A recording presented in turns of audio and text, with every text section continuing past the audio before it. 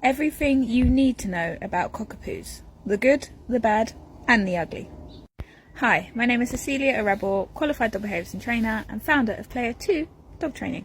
So I've worked with a lot of cockapoos. They're a very, very popular breed. I think they're a breed where there's a lot of misinformation, so I thought I should jump on and actually give you guys a real brutally honest account of what to expect with a cockapoo. Now, before I say anything, obviously, there are always going to be anomalies, there are always going to be outliers, but as I said, I've worked with a lot of cockapoos, so I think I am more than able to comment on what to expect and the bad bits, the good bits, and the ugly bits. Okay, so let's start with the good stuff. So cockapoos, they're pretty family friendly for the most part. There's a caveat to this, but I'll talk about that when we talk about the bad and the ugly bits. But they can be, if raised well, good with families. They're hyperallergenic, which are good for people with allergies.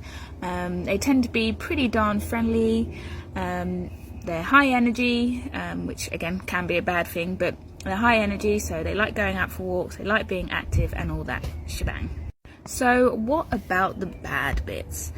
So I know I said earlier that they are good family dogs, and for the majority I would say they are good family dogs, but cockapoos can be incredibly highly strung, which is why I wouldn't recommend cockapoos with families that have very, very young children.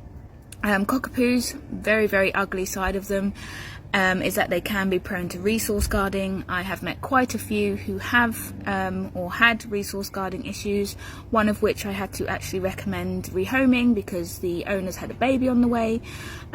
So that's probably one of the most ugliest parts of a cockapoo is the resource guarding, and like I said, I've met a few that do resource guard. On top of that, they are high energy dogs. You've got the second most intelligent breed in the world, which is the poodle, and then you have cocker spaniels, which are just nuts in general, mixed together.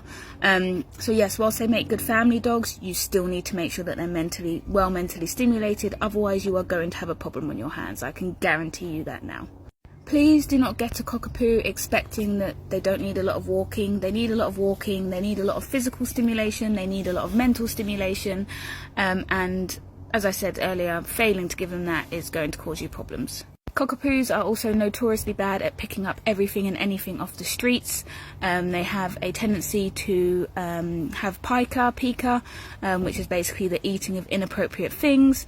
They also can have a lot of intolerances and allergies, and they also are notoriously puppy farm dogs because there's no regulations on the breeding.